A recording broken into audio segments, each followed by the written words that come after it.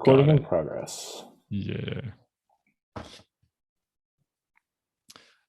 Hello, welcome to the Getting Started with Sketchnoting or Sketchnotes. I forget what we actually called the title of this exactly. While you're coming in, we have a little activity to get your creative juices flowing and your pencil running. And that is Squiggle Birds. We've stolen this from Austin Kleon. So all you need to do is start filling a page with random squiggles, as Chad will now start demonstrating on the computer screen that you can see here. And obviously, you can just do this even with a mouse on a screen, which is terrible.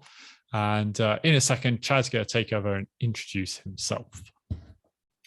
Thank you, Chris. Yes, hi, I'm Chad. I am a sketchnoter. Since we started putting this together, I've been trying to think when I actually started sketchnoting. And I remember as a child doing little doodles in my notes at school. For those following along on the screen here, you can see Chris is now completing my birds by adding beaks and noses and tails and wings and such. So that's kind of fun. And I'll do the same for him when he's done with his squiggles. But yeah, so since childhood, I was kind of doodling in my notes. And then I stopped doing that for a while.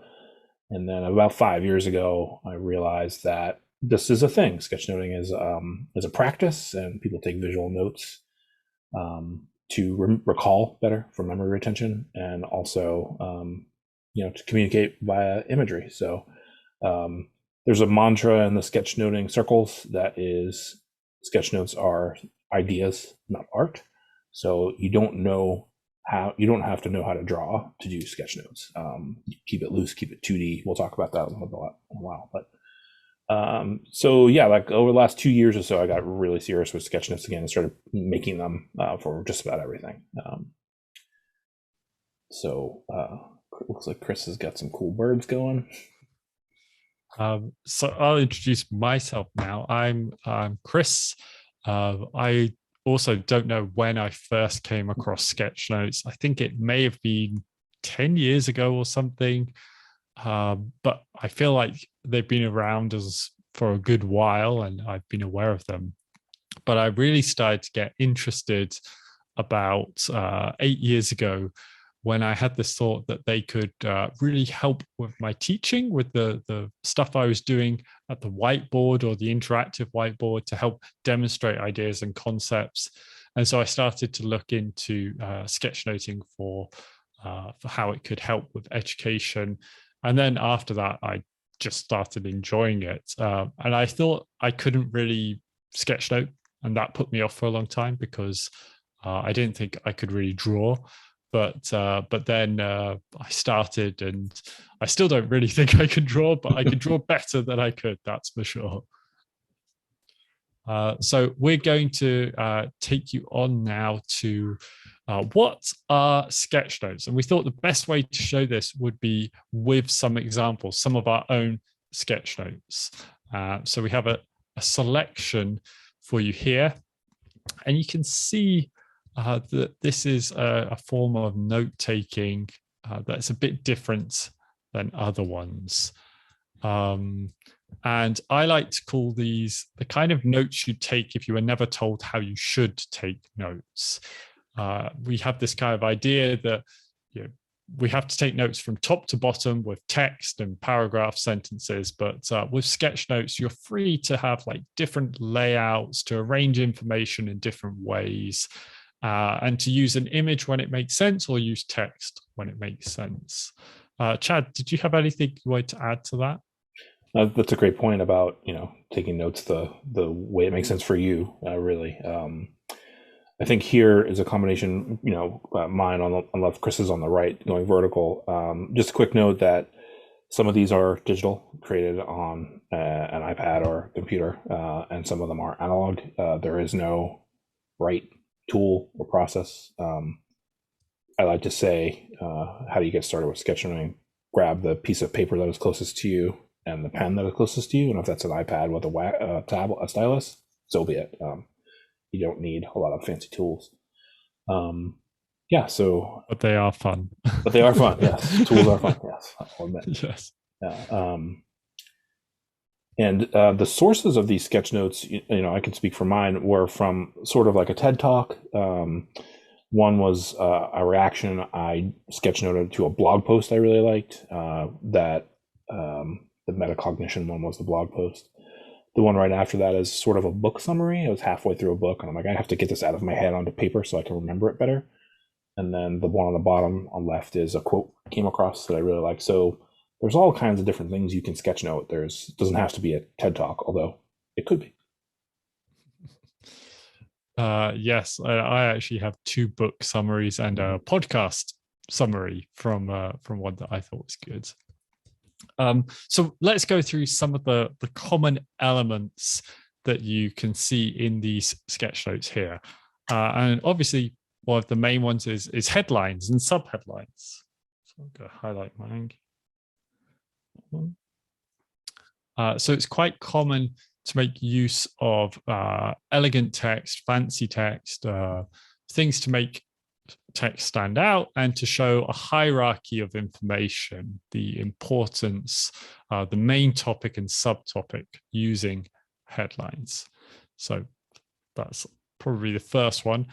The second item that a lot of people see is icons.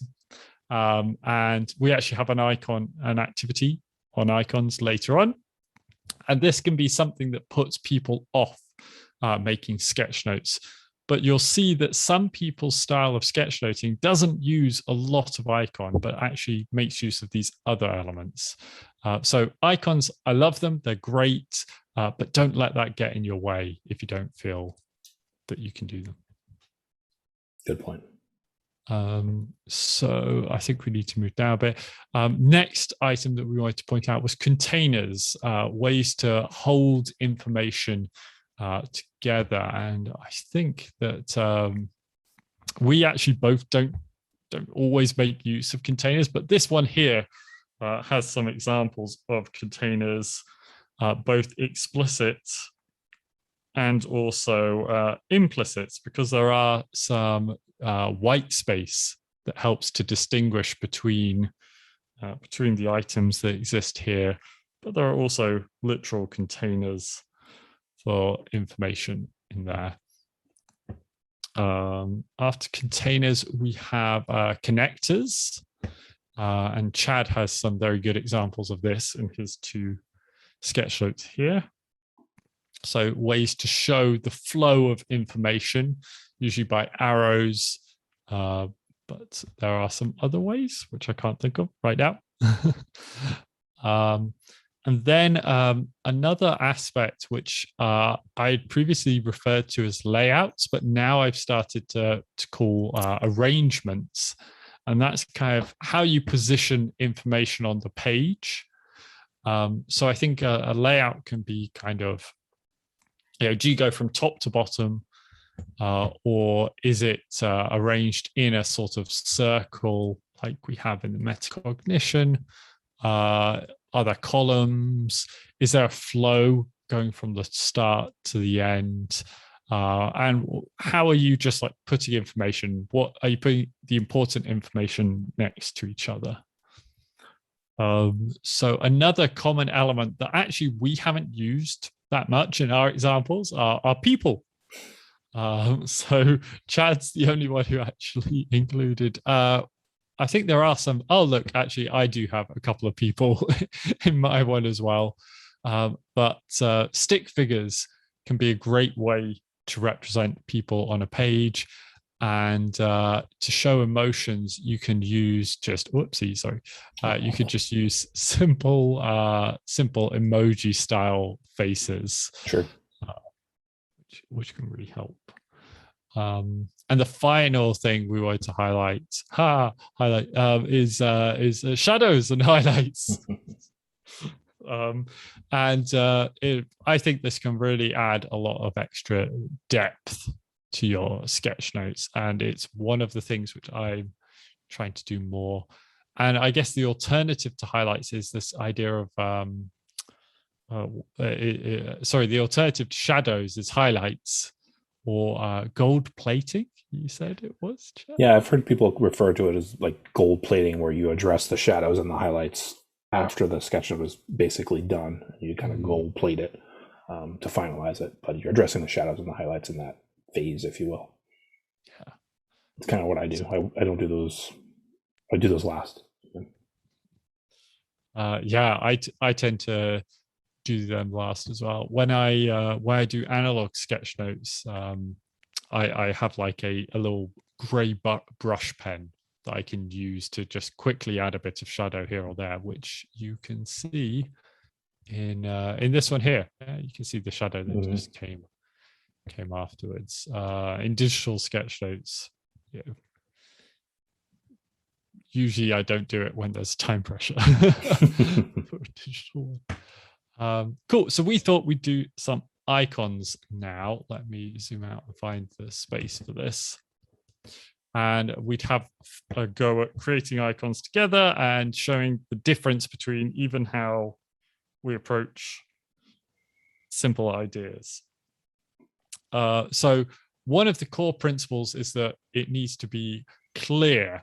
And so simple can be better for an icon because it's easier to see from a distance. The more complicated, the more details you add can actually make it harder to make out unless you're up close and in detail. So let's first of all start off by doing a house, drawing one.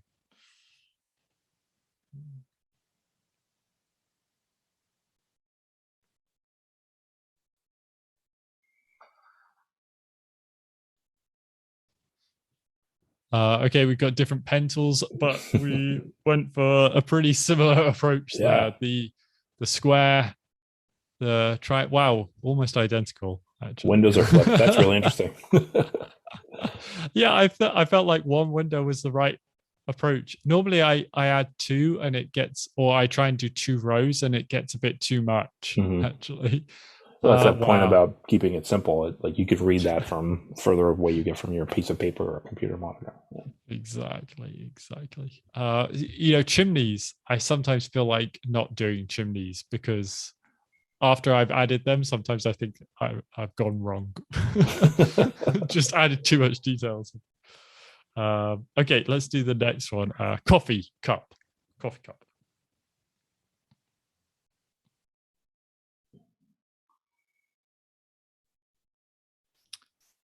Okay, I like your slightly circular Starbucks curve that you've got going on here. I'm sure other coffee companies do that as well. I just went for the square coffee cup. Square and a circle. There's nothing wrong with them. Okay, a phone. Smartphone.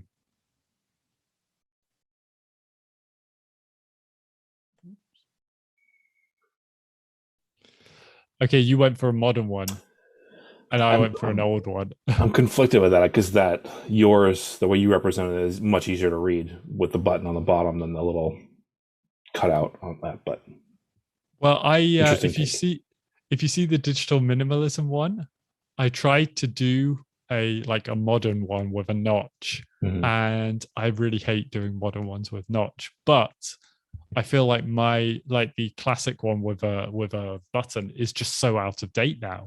So I wonder how long people will even recognize it, or I might as well just draw like a landline or something like that. So yeah. Light bulb. Have some light bulbs.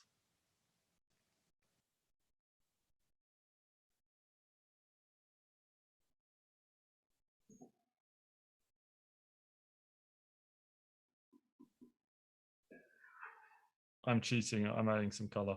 Oh, nice. Yeah, I cheated.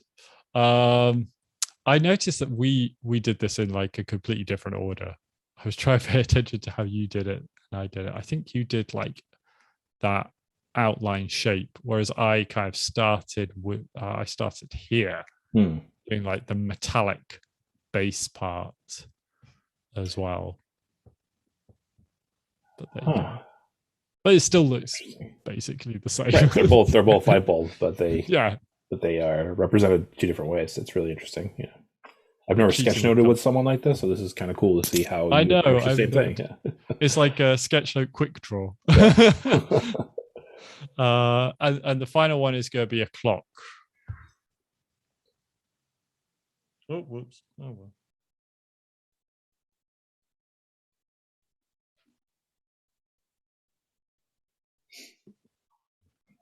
My app just crashed on me. Uh-oh. Oh, well. I'll just do it without the iPad. Whoops. This is what happens when you're on the beta program. There we go. I've got my clock. So, Chris, that's actually fortuitous for your crash because you switched over to draw that with the trackpad, right? Yeah. Yeah. So With a magic mouse. with the Magic Mouse, right? Just to prove the point that you can start sketchnoting with the simplest of tools. If you have an iPad and a stylus, great, go ahead. If you don't, you can start with any old piece of paper and pen. That's a very good point. That was the lesson that I wanted to teach, and that's why I installed the beta on my iPad. Yeah, let's go with that. Anyway, okay. I'll let you take over. We've got some more sketch notes that we thought from other people that we would show. Chad, if you'd like to.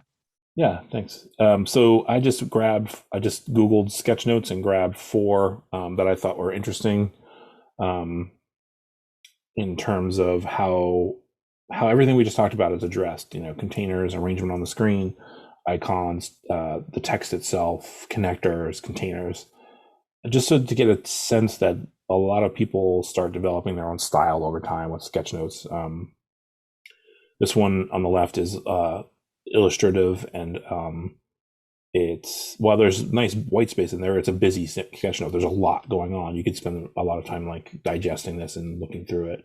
The one to the right, The Power of Introverts, I pulled this one out because it's a little less dense and there's more white space, but still like really interesting and easy to read. This one caught my eye because it's great at containers. Like the headline is in the little container itself. There's a container here on the kind of vertical, and then of course this is almost a grid containers.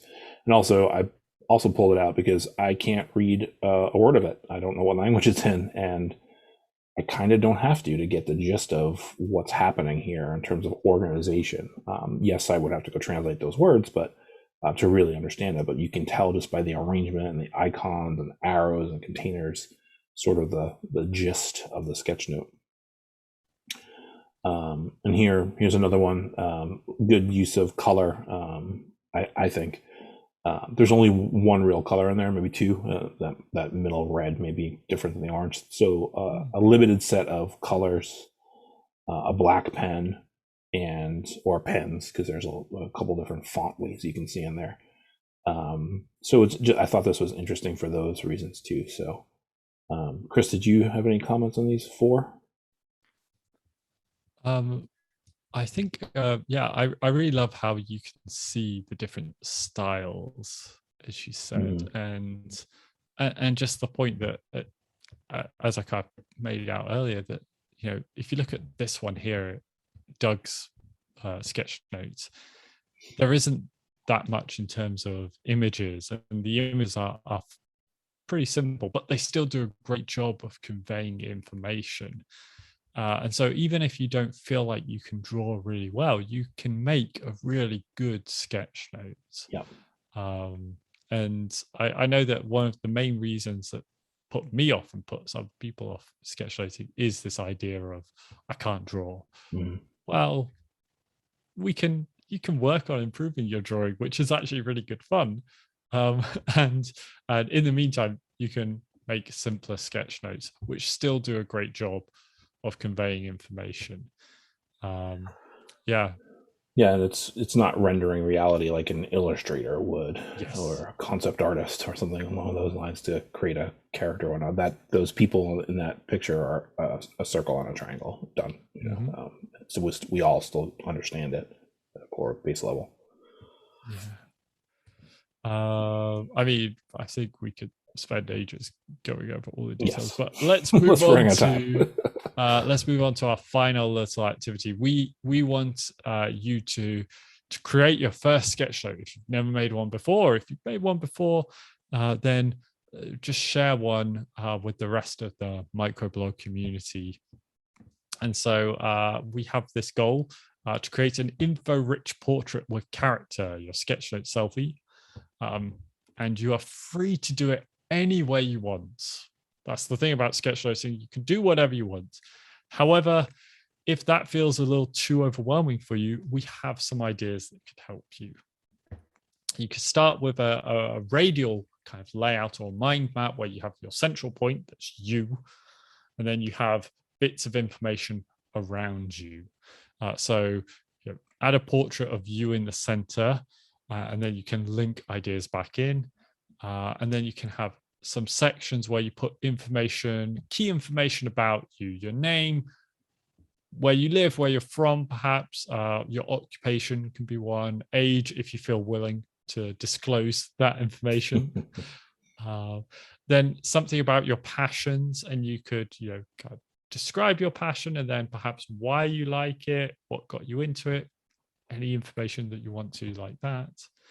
And of course, your social presence, your microblog username or website address.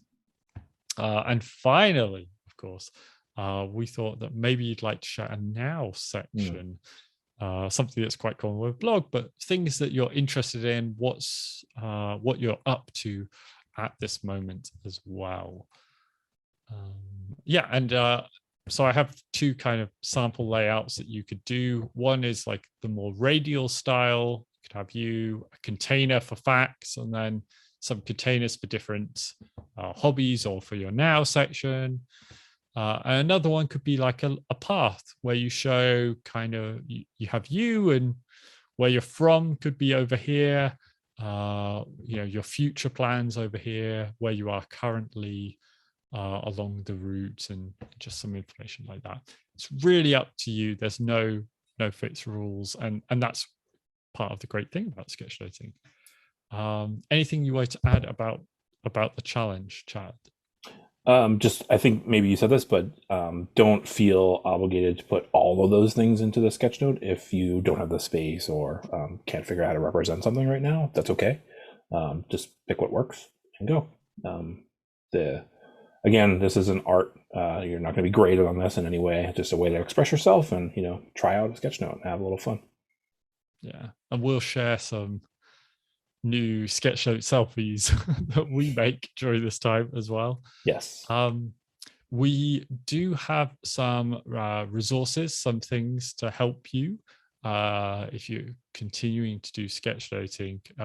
You want to learn more about it, including communities which you can get involved in, perhaps some websites and YouTube channels that you may want to check out, including the first Sketchnote series on Sketchnote Army, which is this fantastic series of people showing off the first sketchnotes they ever made, which I hope can inspire you to not feel so bad if you don't feel great at starting out.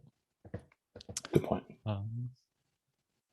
Anything to add, Chad? Or I think we covered it all. Thank you, Chris. Thank you, Chad. It's always great fun collaborating with you. Agreed. Okay, thank you for participating. Yeah, thanks everybody, and feel free to post your sketch note on microblog later this afternoon or later today or whatever time it is in your time zone.